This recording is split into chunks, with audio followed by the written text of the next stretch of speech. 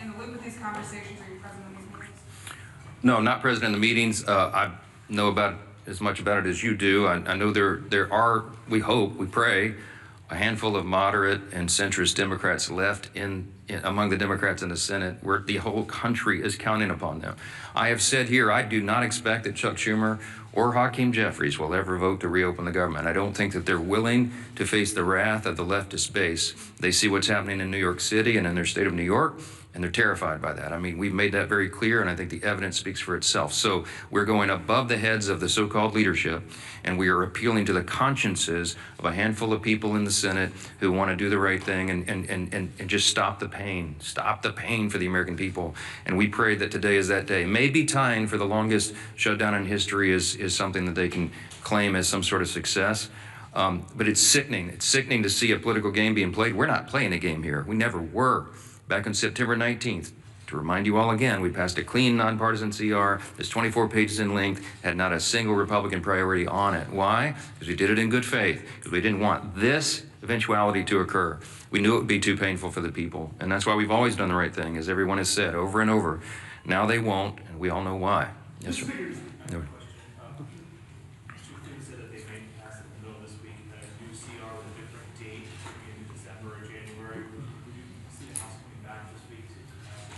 If the Senate passes something, of course, we'll come back. We're running out of clock. Obviously, we put 7 weeks on the clock. That was remember, the bipartisan arrangement that was made between Democrats and Republicans in the House and the Senate, in consultation with the Senate, bipartisan, bicameral agreement that they needed 7 more weeks on the clock. Because once we got to the end of the fiscal year, September 30th, there would be that much more time needed, they estimated, to finish the government funding appropriations process.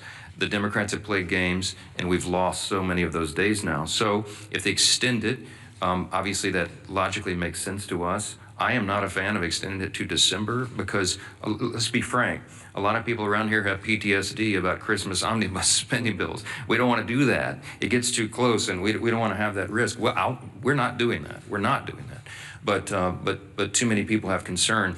I think putting it into January makes sense, but we've got to obviously build consensus around that. There's some discussion about it. We'll see where it lands. I'm not sure. Scott, real quick. Yeah, Scott. Mr. Speaker, you referenced the passing of Dick Cheney earlier, who was arguably the most powerful vice president in our lifetimes.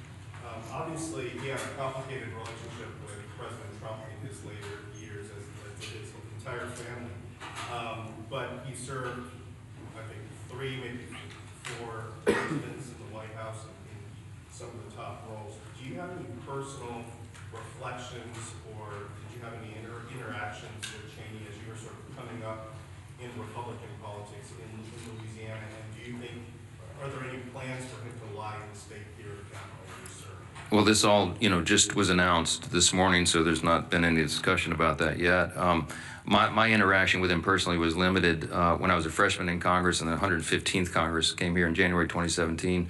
One of my classmates was Liz Cheney, and we were in the same class. And I think I met her father for the first time with her personally. And of course, I was honored to meet him. At the time, everybody was aligned on the same page on everything.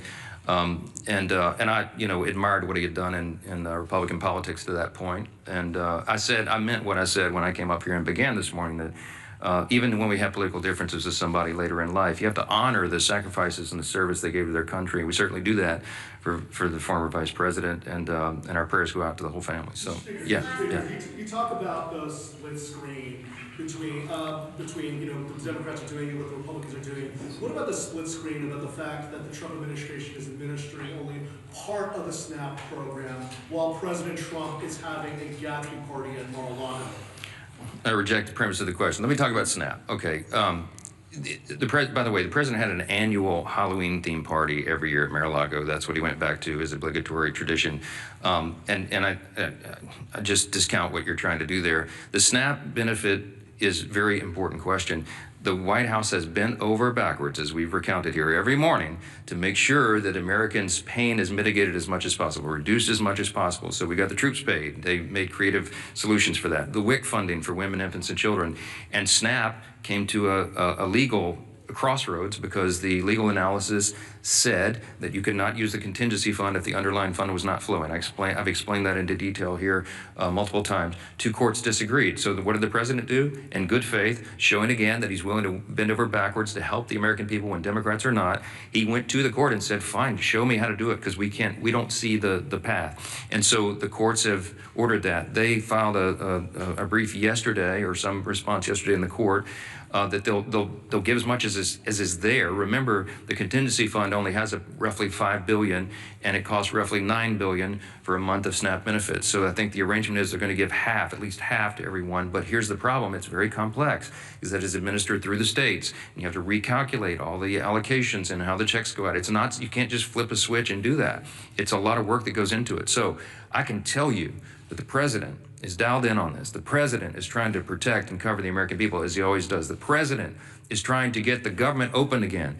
And the Republicans have voted 14 times to do it, and the Democrats have voted 14 times not to do it, to keep the government closed. That's the story. And I don't know why there's any confusion about this at all. They're going to do it again today. My prediction is the Democrats are going to vote for the 15th time to shut their government down, and they're going to look down their noses at the people who are struggling, who are suffering, can't put food on the table, who can't pay their bills because they're playing games over here. It is absolutely unforgivable in my view. And I wish more of you would give them a tougher time. Yes, last one. A question for the Secretary, if I may. I'm just curious if you can kind of tell us what we know about how the shutdown has impacted the labor market.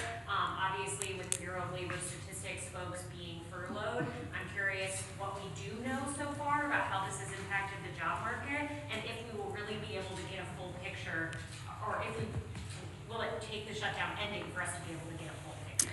Yeah, thank you for the question on the Labor Department, and specifically BLS, the labor statistics, how important those data points are in order for the markets, in order for employers to understand what the workforce is needed. We are not able to release a lot of those reports because we have those furloughed employees. So once the government is open, we will get right back to work in releasing that. We released one report earlier this month because that was required by law, and the CPI, in order to talk about Social Security checks for 2026, that had to be calculated. So we brought some workers back for that, but we will not be able to release the other data points.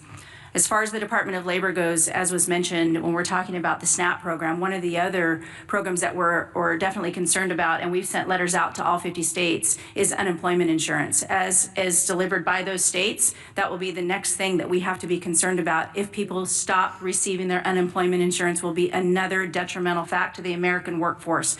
So that is what we're focused on now. We need this government open. We need to get back to work for the American people. The American workers deserve to know where their next paycheck is coming from, and the American economy deserves the American workers there. So yes, this is impacting the labor force. I would imagine we're going to see more and more things every single day that this government is shut down.